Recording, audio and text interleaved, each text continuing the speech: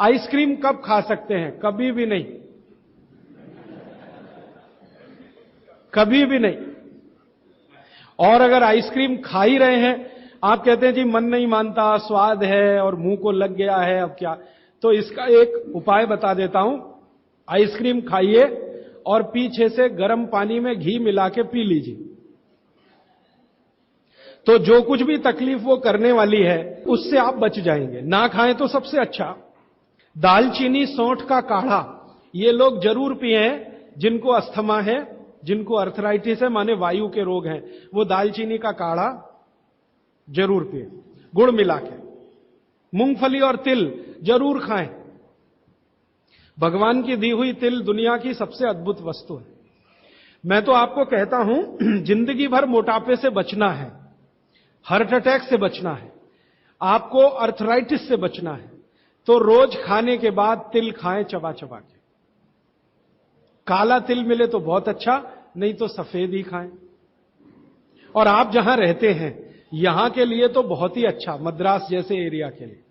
Acidity कम करने के लिए क्या करें? अम्लीय चीज ना खाएं, क्षारीय चीज ज्यादा खाएं, एसिडिटी कम होगी। और पानी घूट घूट पिए, 1-1.5 घंटे के बाद पिए, सुबह उठते ही पानी पिए, एसिडिटी सबसे पहले खत्म होगी। और आखिरी दवा जो सबसे प्रभावी है, जिनको भी एसिडिटी की बहुत तकलीफ है, खाने के बाद ये जो अजवाइन है ना, अजवाइन, इसको भूने तवे पे और थोड़ा काला नमक मिला के ले लें। मिश्री का सेवन बहुत अच्छा है, चीनी से बहुत अच्छा, लेकिन गुड़ से थोड़ा कम अच्छा। मिश्री चीनी की तुलना में तो बहुत अच्छी है और गुड़ से कुछ कम अच्छी है। तो चीनी छोड़ रहे हैं तो मिश्री पे चले जाइए, मिश्री छोड़कर गुड़ पे आ जाइए। हां, अभी मेरे पास एक प्रश्न है, वो इस समय के विषय से तो नहीं जुड़ा, लेकिन मैं जोड़ के जरूर उत्तर दे देता हूं। आजकल हमारे घरों में पेप्सी कोक से भी ज्यादा नूडल्स खाया जा रहा है। पेप्सी कोक कम हुआ है पिछले 2-3 साल में, अच्छा हुआ, नूडल्स खाया जा रहा है। तो नूडल्स के बारे में आपको एक जानकारी दे दूं कि सबसे खराब वस्तु अगर खाने की कोई हो सकती है, कचरे में कचरा, तो वो यही है, नूडल्स। एक तो मैदे की है, ऊपर से सड़ा हुआ है। 6-7 दिन मैदे को सड़ा के रखा जाए तब नूडल्स तैयार होता है। और इस नूडल्स में टेस्ट लाने के लिए सूअर के मांस का रस मिलाया जाता है। बिना उसके नूडल्स बन ही नहीं सकता। जो मैगी है ना, मैगी या कोई भी नूडल्स, सूअर के मांस का रस, सड़ा हुआ मैदा, 6-6 दिन पुराना, उससे तैयार हुआ है। अब आप तय कर लो, खाना है या नहीं खाना।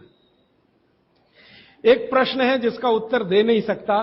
किसी ने कहा आज की शिक्षा बहुत बेकार है, वैकल्पिक शिक्षा की बात बताइए। तो समय ज्यादा है, आप मुझे ईमेल करिए, मैं लंबा जवाब दूंगा।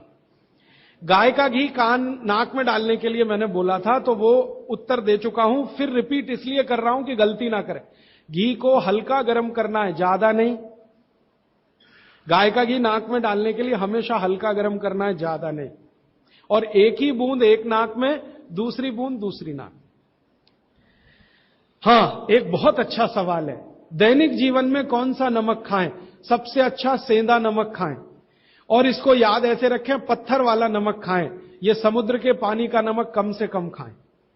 पत्थर वाला नमक एक तो सेंधा नमक है, दूसरा नमक है जो काला नमक है, ये आप ज्यादा उपयोग करें। मेरा तो कहना है कि आज से ही घर में नमक तो तुरंत बदल दें, बदलते ही आपको असर दिखाई दे जाएगा। आपको जो तकलीफ है ना ब्लड प्रेशर की, अर्थराइटिस की, ये नमक बदलने से ही बहुत आराम दे देगी आप। तो सेंधा ही नमक। किसी ने कहा है कि गोमूत्र अर्क लेने में पहले दिन खराब लगा, 3 दिन खराब लगेगा, 3 दिन, चौथे दिन से अच्छा लगेगा। तो छोड़े नहीं उसको, एक दिन खराब लगा, छोड़िए मत, दूसरे दिन भी लीजिए, तीसरे। गोमूत्र अर्क है ना, तो 1 चम्मच से ज्यादा मत लीजिए, और गोमूत्र प्योर है तो आधा कप लीजिए। किसी को प्रश्न है कि दिन भर नींद आती रहती है, क्या करें? वैसे तो नींद आए तो अच्छा है, लेकिन दिन भर नींद आए तो अच्छा नहीं है, तो क्या करें? इसका मतलब यह है कि आपके शरीर में एक क्षार बहुत कम है, और ये वही क्षार है जो आपको सबसे ज्यादा मिलता है चूने से। जिनको दिन भर नींद आती है वो चूना खाएं, मट्ठे में मिला के, छाछ में मिला के। नारियल का तेल बालों में जरूर लगाएं। किसी ने पूछा है, लगाएं? जरूर लगाएं। नारियल का तेल आप खा भी सकते हैं क्योंकि आप चेन्नई में रहते हैं। अगर आप पटना में रहेंगे तो नहीं खा सकते नारियल का तेल, चेन्नई में रहते हैं तो जरूर खा सकते। मालिश करना चाहें जरूर करें। डायबिटीज के लिए क्या करें? डायबिटीज का जो सबसे अच्छा उपाय मैंने बताया था, मेथी दाना और त्रिफला चूर्ण। त्रिफला चूर्ण माने हरदे, बहेड़ा, आंवला, 1, 2, 3 अनुपात वाला त्रिफला चूर्ण 1 चम्मच, मेथी दाना 1 चम्मच, दोनों मिलाकर गर्म पानी में रात को रख दें। सवेरे उठकर इस पानी को पी लें और उसमें जो कुछ है चबा के खा लें। 3-4 महीने नियमित करेंगे, ब्लड शुगर नॉर्मल आने की पूरी संभावना है। और नहीं आए 3-4 महीने में ब्लड शुगर नॉर्मल, तो एक मुझे ईमेल जरूर करें या फोन करें। शुगर खाना नहीं खाना, चीनी बिल्कुल बंद कर दीजिए, क्योंकि यही अकेली चीज है जो पचती नहीं आसानी से। बाकी चीनी छोड़कर कुछ भी खाइए। पथरी अगर है शरीर में और थायराइड, थायराइड का सबसे अच्छा उपाय है धनिया पत्ता है ना, धनिया पत्ता, इसकी चटनी, धनिया पत्ते की चटनी बनाइए, पानी में मिला के पी जाइए, पानी गुनगुना रहे। कितनी चटनी? 1 चम्मच चटनी, उसमें कुछ डालिए मत, नमक मिर्ची कुछ मसाला नहीं, खाली धनिया पत्ते की चटनी। और जब तक धनिया मिल रहा है तो ये हरे पत्ते की चटनी, धनिया मिलना बंद हो जाए तो सूखा धनिया। ये धनिया जो है ना, थायराइड की सबसे अच्छी दवा मानी जाती है। पथरी, पथरी जिसको भी है वो चूना कभी ना खाएं, ये याद रखें। कहीं भी शरीर में पथरी है तो चूना कभी ना खाएं। तो फिर क्या खाएं? एक दवा है पत्थर तोड़ दवा, क्या बोलते हैं आप उसको? पाखंड भेद। शोभा कांत जी के यहां वो दवा है पाखंड भेद, कहीं भी मिल जाएगा। तो आप इसका काढ़ा बना के पिए। ये जो पाखंड वेद है ना, इसका काढ़ा पानी में डाल के उबाल के, और ये दवा आसानी से होम्योपैथी में उपलब्ध है। और इसी दवा का होम्योपैथिक नाम है बर्बेरिस, बर्बेरिस वल्गेरिस। पाखंड वेद का बॉटेनिकल नाम है बर्बेरिस वल्गेरिस। ये किसी भी होम्योपैथी की दुकान में मिलेगा। वो पूछेगा कैसे दूं, तो कहना मदर टिंचर में दो। ये कोई भी घर में रखिए आप, बिल्कुल निसंकोच इस्तेमाल कर सकते हैं, साइड इफेक्ट कुछ नहीं है इस दवा का। बर्बेरिस वल्गेरिस मदर टिंचर ऐसा बोलिए तो ये हल्के गुलाबी रंग की होगी, डार्क कलर की भी हो सकती है। इसकी 10-10 बूंदें 1/4 कप पानी में डालकर दिन में 3-4 बार पिलाएं। 1 महीने 1.25 महीने में सारी पथरी टूटकर निकल जाएगी। और नहीं तो पाखंड वेद जो दवा मिले आयुर्वेद की, उसका काढ़ा बना के 15-20 दिन ले लें। काढ़ा जल्दी तोड़ता है पत्थर को, बर्बेरिस को समय ज्यादा लगता है। पानी में चूना मिला के पी सकते हैं, जरूर पीजिए, पथरी वाले नहीं। दांतों का दर्द, दांतों के दर्द की सबसे अच्छी दवा है लौंग। लौंग इस्तेमाल करिए, लौंग का तेल इस्तेमाल करिए। और दांतों में दर्द हो ही नहीं तो थोड़ा थोड़ा चूना खाते रहिए। और दांतों में दर्द हो ही नहीं तो दातुन करते रहिए, दंत मंजन करते रहिए, पेस्ट बंद कर दीजिए। हां, अभी एक जरूरी प्रश्न आया, शराब और गुटखा छोड़ने के लिए क्या करें? जरूर आप इसको ध्यान से नोट कर लीजिए, ये बहुत लोगों के काम। शराब, गुटखा, तंबाकू, सिगरेट और बीड़ी, ये 5 बुराइयां व्यसन के रूप में हमारे घरों में आई हैं और देश का सर्वनाश किया है। इनके बचने के लिए बहुत अच्छा है, संकल्प शक्ति से बचें तो अच्छा है। भागवत जी कहते हैं किसी भी व्यसन से बाहर आना हो तो संकल्प शक्ति के साथ आइए तो अच्छा है। नहीं है संकल्प शक्ति तो दवा का उपयोग करिए। तो क्या दवाएं हैं आपके पास? सबसे अच्छी दवा है शुद्ध गाय का मूत्र, अर्क नहीं, शुद्ध गाय का मूत्र। दूसरी दवा आपके घर में है अदरक या सौंठ। जिनको शराब से छुड़ाना है, बाहर निकालना है, उनको अदरक और सौंठ ज्यादा खिलवाइए, रस पिलवाइए अदरक का, सौंठ का काढ़ा बना के दीजिए, गुड़ मिला के दे सकते हैं सौंठ का काढ़ा बना के। और गोमूत्र पीने को बोलिए। नियमित रूप से अगर आधा कप भी गोमूत्र पिया तो 1.25 महीने में शराब छूट जाती है।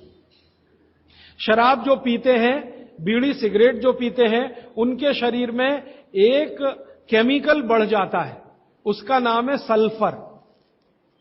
और सल्फर को कम करने के लिए सल्फर ही चाहिए। आयुर्वेद में कहा है ना कि विष को विष मारता है, तो सल्फर बढ़ता है तो सल्फर कम करने के लिए बाहर से सल्फर चाहिए, और बाहर का सबसे अच्छा सल्फर गोमूत्र में है। सर्दी जुकाम ज्यादा है, बार बार है, सबसे अच्छी दवा है, आप अगर बच्चों के लिए ले रहे हैं तो कफ दूर करना है उनका, कफ नाशक सबसे अच्छी दवा मैंने पहले दिन बताई थी, शहद है। दूसरी, शहद नहीं लेते तो गुड़ है, तो बच्चों को गुड़ दीजिए ज्यादा। एक, उनको चूना भी दे सकते हैं, चूना कफ का भी नाश करता है, वात का तो करता ही है, कफ का भी करता, तो चूना दे सकते हैं। गाय का घी नाक में डाल सकते हैं। हल्दी जबरदस्त कफ नाशक है, तो दूध में हल्दी मिलाकर दीजिए, और दूध हल्दी थोड़ा घी मिलाएं तो और भी अच्छा कॉम्बिनेशन है। तो जिनको सर्दी जुकाम बार बार होते हैं उसके लिए। पित्त बढ़ा है तो क्या करें? देशी गाय का घी खाइए। देशी गाय का घी गरम गरम पानी में डालकर पिए तो सब पित्त को शांत करेगा। और दूसरी चीज मैंने पहले बता दी है, अजवाइन और काला नमक, ये भी पित्त बढ़े तो शांत करेगा उसको। एक मेरे पास डिफिकल्ट केस है, ये मुझे व्यक्तिगत रूप से मिले। कोई एक महिला है, उसकी लंबाई लगातार बढ़ रही है, ये मुझे शाम को मिले 4 बजे। बाल उड़ गए तो क्या करें, बाल कम हो गए तो क्या करें, बाल झड़ रहे हैं तो क्या करें? तीनों में एक उपाय है, दही को तांबे के बर्तन में रखें, 5-6 दिन खूब खट्टा हो जाए, हरा हरा हो जाए, तो इसको बालों में मालिश करें। 1 घंटे के बाद बालों को शीकाकाई से धोएं। हफ्ते में 1 दिन जरूर करें। त्रिफला शहद और गुड़ के साथ सबसे अच्छा है, गुड़ के साथ सुबह खाएं, और दूसरा चाहें तो शहद के साथ भी खाएं। त्रिफला को औषधीय के रूप में लेना है, औषधि ऐसी जो धातुवर्धक है, तो सुबह ही खाएं। और त्रिफला को रेचक के रूप में लेना है, माने पेट साफ करे, तो रात को ही खाएं सोने के पहले। बहुत ज्यादा छींकें आती हैं, नाक से पानी गिरता है, थोड़े दिन चूना खिलाएं और गाय का घी नाक में डालें। 15-20 दिन में छींकें भी बंद होंगी, पानी गिरना भी बंद। केवड़ा डालकर जल पी सकते हैं क्या गर्मियों में? केवड़ा एक होता है ना, आयुर्वेदिक औषधि है।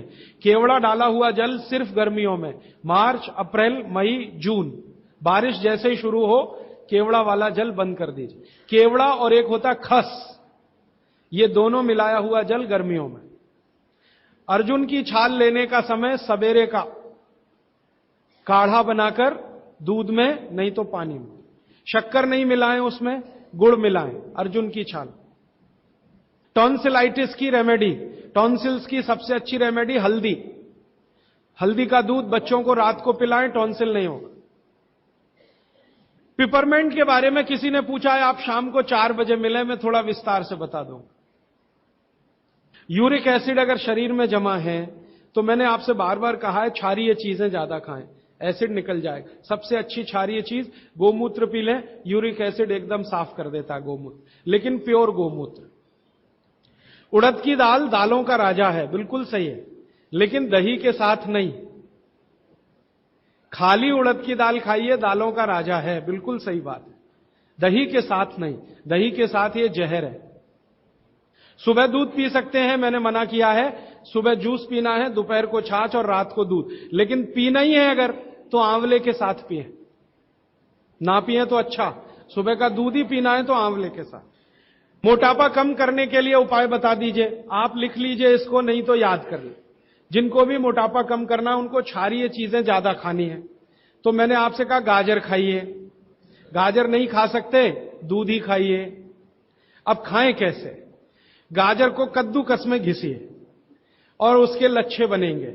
फिर थोड़ी एक और क्षारीय चीज आपको आजकल उपलब्ध है, सेब। सेब पूरा क्षारीय होता है, तो सेब को कद्दूकस में घिसिए, दोनों बराबर मात्रा में मिला के सुबह पेट भर के खा लीजिए। 3 महीने लगातार खाइए। फिर अगले 3 महीने इसको बैलेंस करने के लिए आंवला खा लीजिए। आंवला 2-3 आंवला रोज मुरब्बे के रूप में, या क्या। फिर 3 महीने आंवला हुआ, फिर वापस इस गाजर और इस पे आ जाइए। तो साल भर अगर आप करेंगे तो बहुत आराम से 1/3 वजन तो आपका घट ही जाएगा, हो सकता है किसी का आधा भी हो जाए। ह्यूमन यूरिन के बारे में आपने पूछा, मैंने पहले ही बताया, अगर आप शाकाहारी हैं तो अपने मूत्र का भी इस्तेमाल कर सकते हैं, लेकिन गोमूत्र उससे हमेशा बेहतर है। बच्चे पेशाब करते हैं बिस्तर में, इसके लिए क्या करना? खजूर खिलाइए। खजूर छोटे छोटे टुकड़े काटकर बच्चों को खजूर दूध में डालकर छोटे छोटे टुकड़े दूध में डालकर उबालिए, खूब उबल जाए, फिर वो दूध पिलाइए, खजूर खिलाइए, तो रात का बिस्तर का पेशाब उनका बंद हो जाए। वो एक प्रश्न है, वो कब्जियत से जुड़ा हुआ है। वो ये कहते हैं कि जल्दी से संडास उतरती नहीं है, क्या करें? रात को त्रिफला चूर्ण खा के सो जाइए, नहीं तो दूध में घी मिलाकर पी लीजिए, ये सबसे अच्छा है। दूध में घी मिला के रात को सोने से पहले पिए तो सवेरे संडास बहुत आसानी से उतरती है और सबसे कम समय में पेट साफ होता है। नहीं तो त्रिफला भी ले सकते हैं 3 महीने। देखिए, एक नियम हमेशा याद रखिए, जो मैं बार बार कह, लगातार कोई भी दवा आयुर्वेद की 3 महीने से ज्यादा मत खाइए, और अगर जरूरत पड़ रही है तो थोड़े दिन ब्रेक दे दीजिए, 15 दिन का, 10 दिन का, 20 दिन का। ब्रेक के बाद फिर अगले 3 महीने ले सकते हैं, फिर ब्रेक दे दीजिए। फिर ये नियम बहुत जरूरी है, नहीं तो तकलीफ बहुत दूसरी भी हो सकती। पीठ की हड्डी में दर्द है, चूना, चूना खाइए। बच्चों को खांसी की एलर्जी अगर है तो नियमित रूप से, मैंने कहा ना, ऐसी चीजें दीजिए, कफनाशक है, सूंठ है, पान का पत्ता है, शहद है, गुड़ है, ये सभी कफनाशक हैं। कितनी उम्र के बच्चों को त्रिफला दिया जा सकता है? अगर छोटे बच्चे हैं तो त्रिफला ना देकर आंवला दीजिए, और त्रिफला देने का समय अगर शुरू कर रहे हैं बच्चों को तो थोड़ा 3-4 साल हो जाने दीजिए उनका। 3-4 साल के पहले दे सकते हैं तो आंवला दीजिए। और वैसे तो मेरा कहना है 14 साल की बच्चों को आंवला ही अच्छा है, त्रिफला उनको ना ही दें। त्रिफला एक उम्र के बाद ही सबसे अच्छा होता है। बहुत अधिक उम्र में घुटनों का दर्द, कमर का दर्द, तरीका मैंने वही बताया, चूना सबसे अच्छा है। अधिक उम्र में चूना सबसे अच्छा, अर्थराइटिस के लिए, घुटनों के दर्द। एड़ी का दर्द और कोहनी का दर्द तो ऐसे ही मिट जाएगा जब पानी घूट घूट पीने लगेगा। जल्दी भूल जाए, स्मरण शक्ति कम हो, गाय का घी नाक में डालना सोते समय। नींद जल्दी ना आए तो क्या करना? गाय का घी नाक में डाल के सोना। हां, एक बहुत इंटरेस्टिंग प्रश्न आया, वो पहले दिन का जो मेरा व्याख्यान था कि फ्रिज का क्या करें, तो मैंने तो बोला था कि ये बंद कर दें। अगर आपका दिल नहीं मानता बंद करने के लिए, क्योंकि मैंने कहा ना, हिंदुस्तानियों में एक बुरी आदत है कचरे को इकट्ठा करने की। घर में डिब्बे डिब्बी इतने इकट्ठे रहते हैं, फालतू पड़े रहते हैं, फेंकते नहीं हमें, हमेशा ये सोचते हैं कभी काम आएंगे, कभी काम आएंगे। तो ये चक्कर घुस गया। अब पता नहीं ये अंग्रेजों के समय से आया या पुराना। तो फ्रिज भी वैसी ही कोई चीज है। तो एक बहन ने या किसी ने सवाल ये लिख के भेजा है कि फ्रिज में से हमने सब्जी निकाल के 48 मिनट रख दी, तो अब उपयोग कर सकते हैं? हां, कर सकते हैं। उसको शायद ये बात अच्छे से समझ में आई। वो 48 मिनट का जो किस्सा मैंने बताया ना, तो वो चाहती नहीं है कि फ्रिज घर के बाहर जाए, किसी तरह इसका उपयोग होता रहे। तो ये मजबूरी का खेल है, लेकिन कर लीजिए कि आप कुछ भी जो रखा है फ्रिज में, अगर उसको पकाना चाहते हैं, खाना चाहते हैं, तो निकाल के 48 मिनट रख दीजिए, फिर उसका उपयोग कर लीजिए सब्जी के रूप में। नहीं तो एक चीज मत करिए कभी भी, कोई भी चीज एक बार गर्म करके आपने फ्रिज में रख दी तो दोबारा गर्म मत करिए। वो दूध हो या सब्जी हो या दाल हो, करिए ही मत। क्या करना? निकाल के रख दीजिए, 48-50 मिनट रखी रहे, वो अपने आप थोड़ी गर्म हो जाएगी, प्रकृति की गर्मी से, फिर वही खा लीजिए। गर्म तो दोबारा बिल्कुल मत करिए। फ्रिज के दूध को दोबारा गर्म कभी मत करिए, फ्रिज की दाल को दोबारा गर्म कभी मत करिए, फ्रिज की सब्जियों को दोबारा गर्म मत करिए।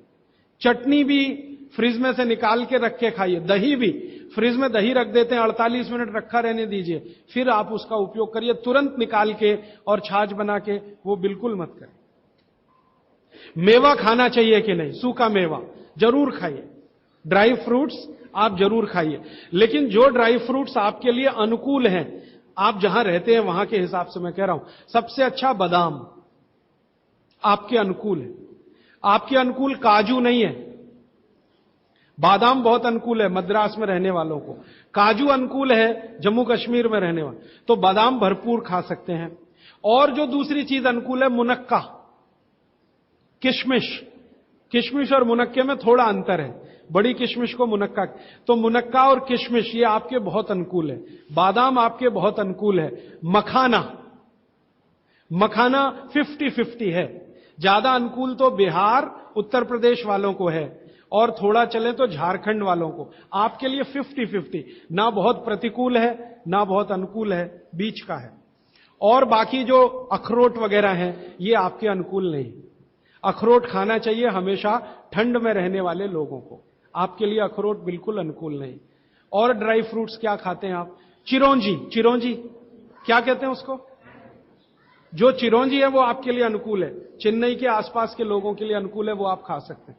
और ड्राई फ्रूट शायद इसके आगे हैं, हां केसर। केसर अगर आप खाएं, वैसे तो औषधि है, ड्राई फ्रूट नहीं, लेकिन ये 3 महीने के आगे नहीं खा सकते, नवंबर, दिसंबर, जनवरी। और दूध में मिला के मिश्री, पिस्ता, पिस्ता 50-50 है। अंजीर बहुत अनुकूल है सिर्फ एक ही किस्म के लोगों के लिए। इसको मैं आपको कहता हूं, जरा ध्यान से सुनो। जिनको शरीर में शक्ति की कमी लगती है, शक्ति की कमी लगती है, ताकत कम है, शक्ति कम है, उनके लिए अंजीर बहुत फायदे की है। लेकिन जिनको पहले से ही ताकत है वो ना खाएं इसको। चेंदारू क्या होता है? एप्रिकॉट, हां एप्रिकॉट आपके लिए ठीक है, आप खा सकते हैं एप्रिकॉट। हाँ, एक सुझाव है, प्रश्न नहीं है, और वो सुझाव मुझे स्वीकार है। वो ये कहते हैं कि आप चले गए उसके बाद क्या?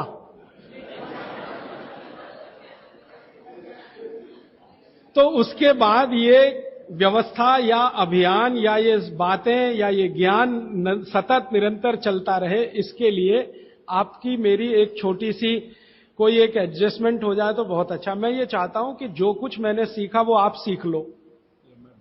हां, और बाबूजी बोलेंगे वैसे, मेरा ऐसा कहना, जो मैंने सीखा वो आप सीख लो, उतना ही सीख लो जितना मेरे पास है, फिर आप उससे आगे भी सीख सकते हैं, और ये दूसरों को सिखाते जाएं। तो नियमित रूप से कोई ऐसी व्यवस्था अगर आप सब मिलकर करें, मुझे स्वीकार है। सुबह का पानी तांबे के बर्तन का पी सकते हैं जिनको कब्जियत की बहुत तकलीफ है, लेकिन शरीर में तांबा ज्यादा हो तो वो नहीं पिए। लेकिन सबसे अच्छा जो सम पानी माना जाता है, जिसमें आपको कुछ सोचना ही नहीं पड़ेगा, सादा बर्तन का, माने वो पीतल के उसमें रखा हुआ या कांसे के उसमें रखा हुआ, नहीं तो स्टील में रखा हुआ, गर्मी के दिनों में घड़े का, मिट्टी के घड़े, तांबे का पानी पी सकते हैं। हां, क्योंकि कुचालक है ना लकड़ी, और तांबा बहुत ज्यादा सुचालक है। एक होता है कंडक्टर और एक बैड कंडक्टर। तांबा सबसे बड़ा कंडक्टर है और लकड़ी सबसे बड़ा बैड कंडक्टर है। तो ये अगर आपने तांबा पिया माने, तो अर्थ के साथ जो कांटेक्ट है ना नंगे पांव, तो वो खत्म करेगा आपको। इसलिए पांव में चप्पल रहे, लकड़ी के पट्टे पे खड़े रहे, प्लास्टिक की चप्पल पहन के हो, रबर की चप्पल पहन के हो, तभी तांबे के बर्तन का पानी पीना अच्छा है। केन वाटर, बहुत लोग आजकल केन वाटर पी रहे हैं, ऐसा प्रश्न आया, तो ये क्या अच्छा है? बिल्कुल अच्छा नहीं।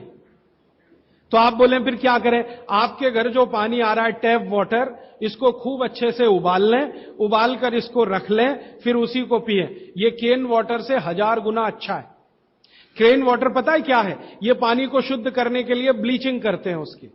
उस ब्लीचिंग में क्लोरीन इस्तेमाल होता है, फ्लोरीन इस्तेमाल होता है, और वो फिर शरीर में जाए तो बहुत खराब है। और केन वाटर का टेस्ट सादा पानी से बिल्कुल अलग होता है। तो केन वाटर से 1000 गुना अच्छा है टैप वाटर, लेकिन उबाल कर रखा गया। हां, एक सवाल आ गया है जो अब तक किसी ने नहीं पूछा, शायद आपको पूछने के लिए मन में तो होगा, लेकिन आपने क्यों नहीं पूछा। महिलाओं से संबंधित ये सवाल है, मेंसेस पीरियड का। 2 सवाल आए हैं। एक तो यह है कि व्हाइट डिस्चार्ज बहुत होता है तो क्या करें। तो इसके लिए आप ऐसा करिए, एक आयुर्वेद की दवा इस्तेमाल करिए, उसका नाम है शतावरी। शतावरी कहीं भी मिलती है आयुर्वेद की दुकान पर। शतावरी चूर्ण के रूप में ले लीजिए। इस शतावरी चूर्ण को दूध में मिला लीजिए और रात को जरूर पीजिए। दूध हल्का गर्म रहे, और शतावरी डाल के दूध उबाल भी सकते हैं, फटता नहीं। शतावरी, जिनको भी व्हाइट डिस्चार्ज की समस्या है, शतावरी।